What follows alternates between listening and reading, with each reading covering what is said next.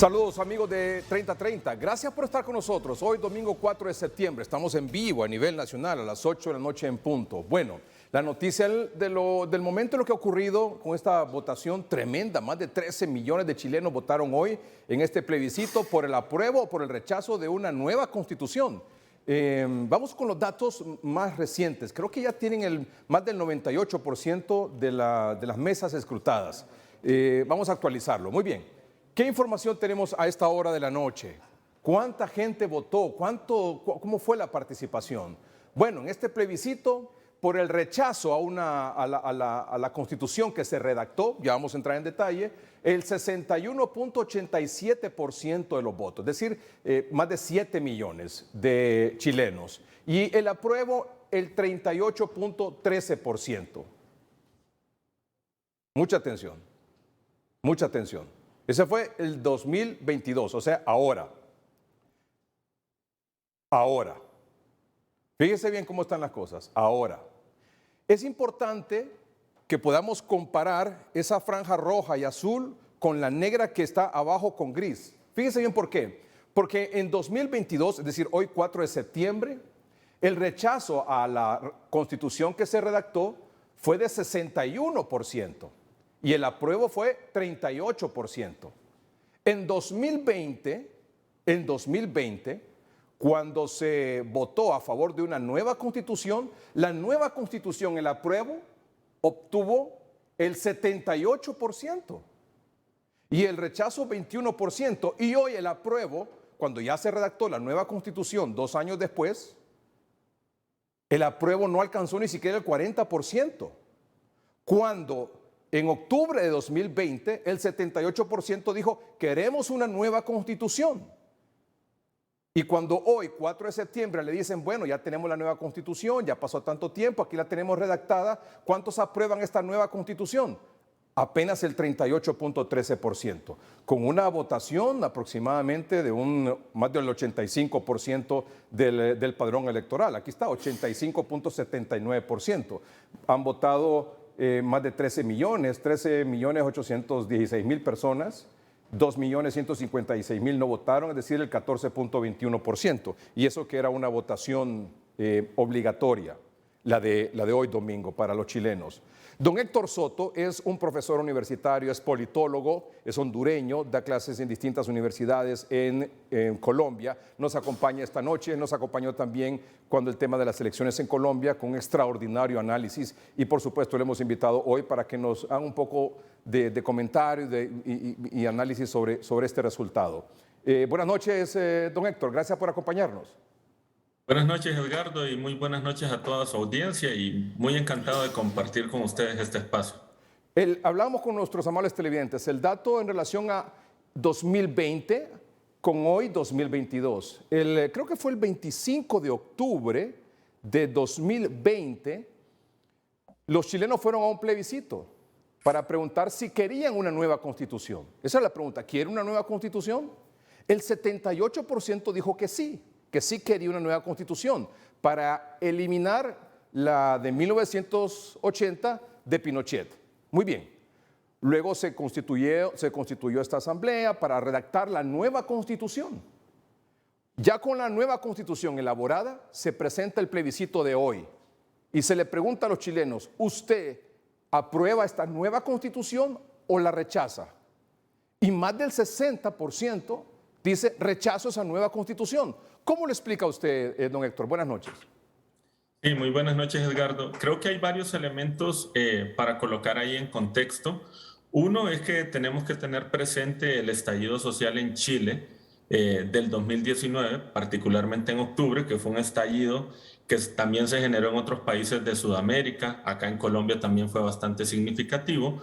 Ese estallido, pues obviamente generó una crisis muy importante dentro del establecimiento que obliga a lo que en su momento se iba a llamar este Acuerdo por la Paz Social. En este Acuerdo por la Paz Social se fija o se construye pues la voluntad de convocar a una constituyente, que es lo que se llama el plebiscito de entrada. En ese plebiscito de entrada, a los chilenos se les hacen 2 preguntas.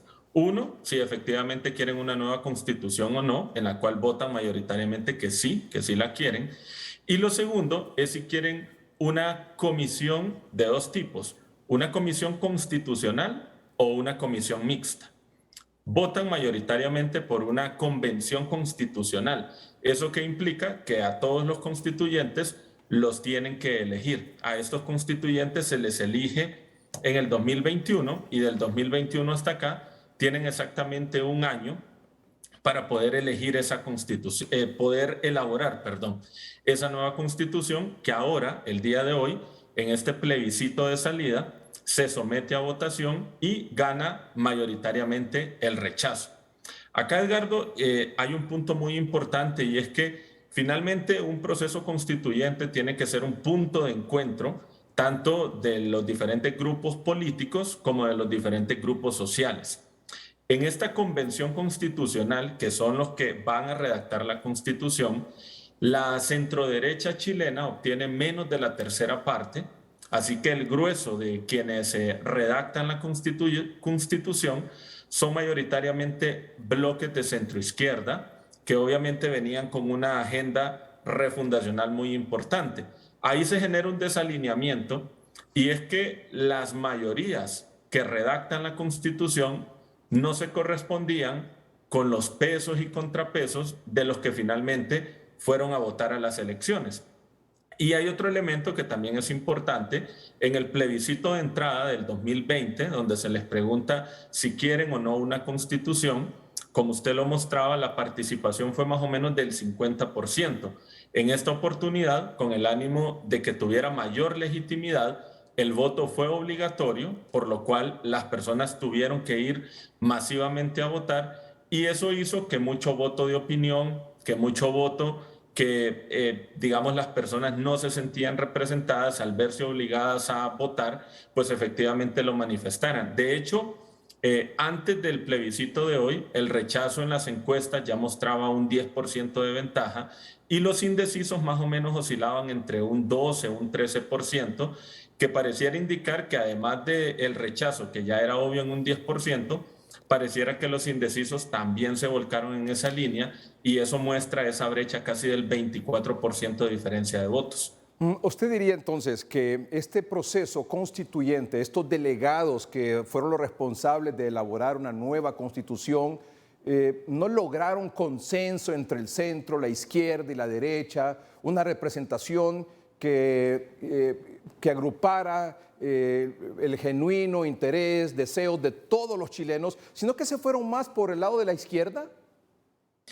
Sí, yo creo que ahí esa tendencia se puede advertir, Edgardo, y creo que ahí hay un punto muy importante, y es que todo proceso constituyente tiene que juntar dos atributos que no son muy fáciles de lograr: cambio y unidad. Todo proceso constituyente parte de la premisa que hay un cambio en el modelo de sociedad, en el marco constitucional, en la forma en cómo hemos pactado la sociedad, pero ese cambio también va muy abrigado de un sentido de unidad nacional, donde todas las fuerzas políticas y sociales coinciden en unos elementos estructurantes, en unos núcleos sobre los cuales se estructura pues una carta magna, que hay que decirlo, un presidente, un alcalde se elige por 4 años, pero una constitución de alguna manera moldea el desarrollo de un país durante 30 o 40 años. Creo que en el caso de Chile, esta convención constitucional colocó unas mayorías políticamente identificadas más hacia la centroizquierda e izquierda, donde se construye una idea de cambio sin unidad, sin que lograra encontrar el apoyo de los diferentes sectores que están confrontados dentro de la sociedad chilena. Así que realmente es una constitución con una mirada, pero con una mirada de un grupo mayoritario. Es básicamente una constitución donde se ve reflejado un proyecto de país de unos sectores que históricamente están excluidos, pero aquellos que no necesariamente estaban excluidos, pero que sí quieren un cambio constitucional, pues no se vieron identificados y por eso rechazan esta propuesta de constitución, que en eso también hay que señalar algo importante. En el plebiscito del 2020, los chilenos votan a favor de una nueva constitución. Sí. En el plebiscito del 2022 están votando en contra del texto constitucional. Así es. Como el plebiscito de entrada dice que efectivamente quieren una nueva constitución, ahora toca gestionar por dentro del Congreso al presidente Boric, pues obviamente esto le tendrá un costo en su capital político. Algunos hablan incluso de proponer un cambio de gabinete para gestionar voluntades y poder concertar con los demás partidos, de modo que va una nueva constitución, pero no la constitución que ahí se propuso. O sea, en otras palabras, sí, pero no así como quedó redactada. Sí. Sí queremos una nueva constitución, pero no como quedó redactada esta, y comienzan de cero a elegir nuevamente a los, no sé en cuánto tiempo, si será un año o año y medio este proceso, para elegir a los nuevos delegados, a los constituyentes que elaboren una nueva constitución y luego un siguiente plebiscito para saber, para definir si los chilenos aprueban o rechazan esa nueva constitución. Sí, efectivamente, esto obviamente pone en aprieto nuevamente pues obviamente al establecimiento político en Chile, obliga a que el presidente asuma una vocería más fuerte y obviamente ahí hay algunas cosas que son muy relevantes en términos de los cambios. Primero, Chile está pasando de un estado que podríamos llamar subsidiario a un Estado social de derecho. Hay que recordar que Chile es el primer país donde se ancla el neoliberalismo y un Estado subsidiario es básicamente un Estado que controla la actividad económica, pero que no interviene ni se mete en los asuntos de la economía. Un Estado social de derecho es un Estado que garantiza ciertos bienes públicos que son estratégicos como la salud, la educación, la movilidad. Eso, digamos, generó una tensión en la sociedad chilena que no quedó bien resuelta y generó reservas.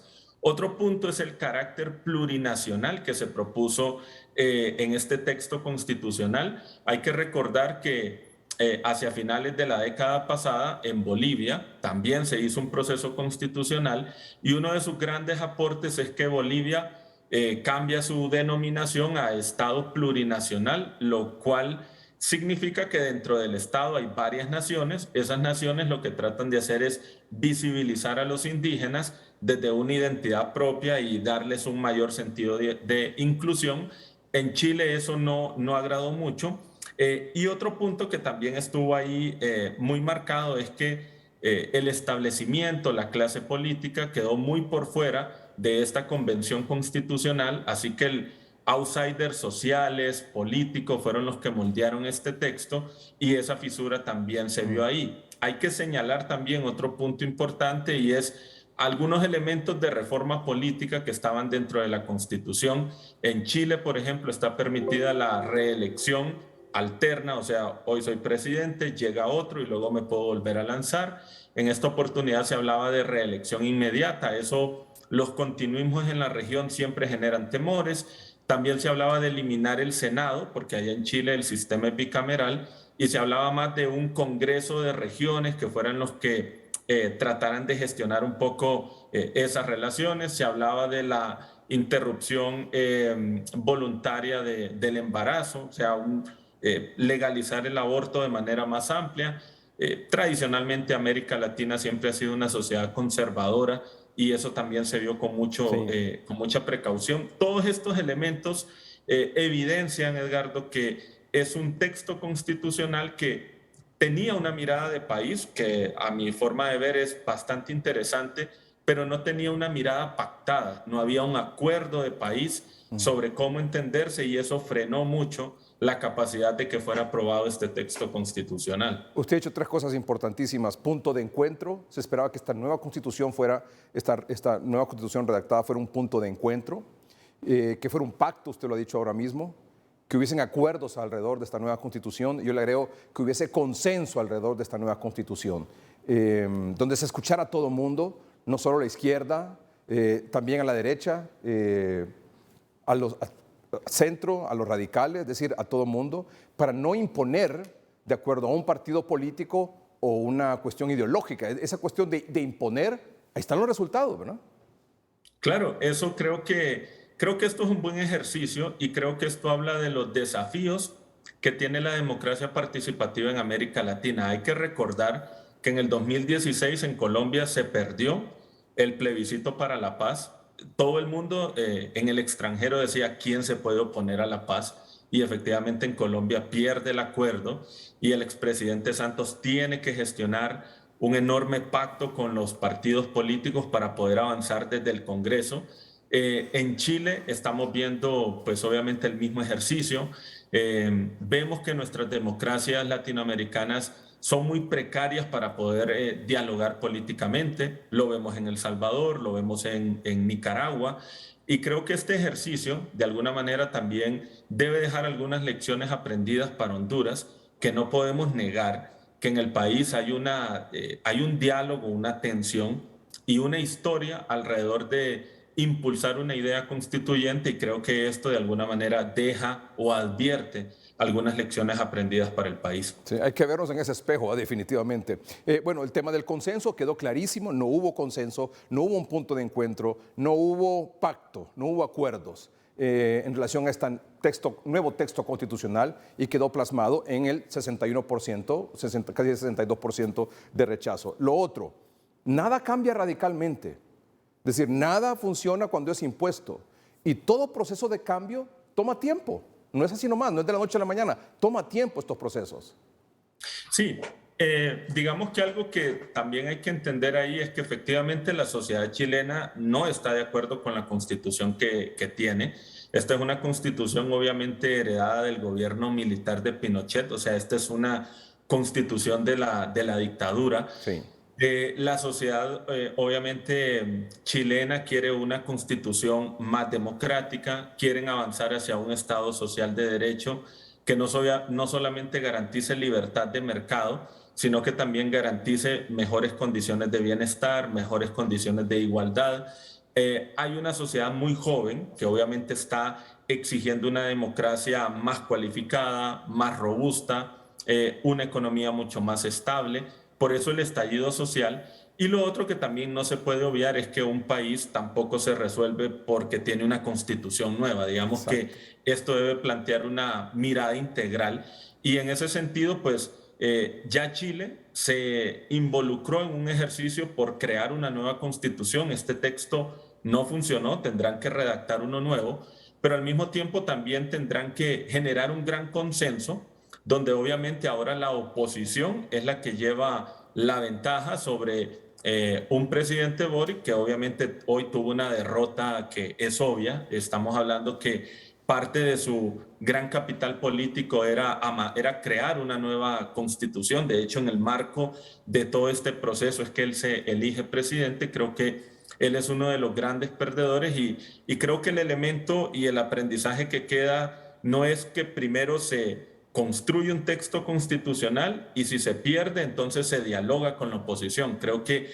el aprendizaje es, primero se pacta y se dialoga una visión común de país, no importa la orilla ideológica desde la que se esté, y luego esas fuerzas deben converger en esos elementos comunes para redactar un texto constitucional que sea aprobado por la mayoría de todos. Además, Héctor, por todo su conocimiento y su experiencia, amables televidentes, los jóvenes que nos ven ahora, que claro que están con ese ímpetu de cambiar las cosas, claro que todos lo deseamos, claro que el país necesita, claro que hay muchas demandas insatisfechas, claro que no estamos contentos con la democracia que tenemos, claro que muchas cosas tienen que cambiar en el país, pero no, esas cosas no son así de la noche a la mañana y tampoco son impuestas, todo tiene que ser vía consenso.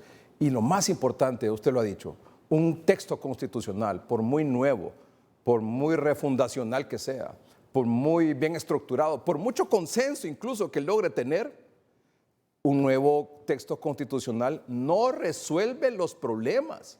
Los problemas los resuelven los gobiernos, con los partidos políticos, con la sociedad civil, con la oposición y con la ciudadanía. ¿Sí o no? No, totalmente. Yo creo que, digamos, hablando del caso de Honduras, porque este tema no lo podemos obviar, pues obviamente aquí hay muchas cosas que hay que pensarse. En el país creo que hay muchas coincidencias, así como también hay muchas divergencias.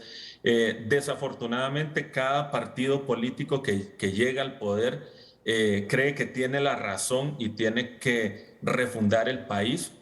Creo que eso ha sido un error, que es un error que, digamos, en Chile estamos viendo que se cometió y que ahora se quiere enmendar. Sí, porque este proceso además dividió más a la población. Ah, no, claro, claro, la polariza, Sí, la atomiza, sí, la lleva más hacia los extremos, a tratar de ver las cosas en blanco y negro, y digamos que los grises o esas fronteras líquidas donde pueden haber puntos en común, pues obviamente desaparecen. Creo que ahorita en Chile habrá una enorme tensión entre un Estado subsidiario o un Estado social. Creo que ese va a ser el tema de fondo. La figura de las reformas políticas que hasta cierto punto eran innecesarias porque realmente la izquierda y la derecha aprendieron a cohabitar en Chile después de la dictadura. Usted sí. puede ver en su momento a Bachelet, a Sí, Piñera, sí, lograban generar alternancia del poder. sí. Entonces, hablar de un continuismo, pues obviamente genera temores por lo que se ve hoy en Nicaragua, se ve hoy en Venezuela, cómo la democracia electoral construyó continuismos. Honduras también fue un ejemplo Así de es, eso. En así es. general a la sociedad eso no le agrada mucho. Así es, así es. Esto funciona para la izquierda y para la derecha, ¿no? Así es. Sí, señor. Así es. Don Héctor, le agradezco mucho que ha aceptado conversar con el programa 3030 esta noche. A usted, muy gentil, Gracias, muchas gracias. gracias. Don Héctor Soto es profesor universitario, es politólogo, es hondureño, radicado en Bogotá, Colombia, donde imparte clases en diferentes universidades. Vamos a un corte comercial en el programa. En un momento continuamos.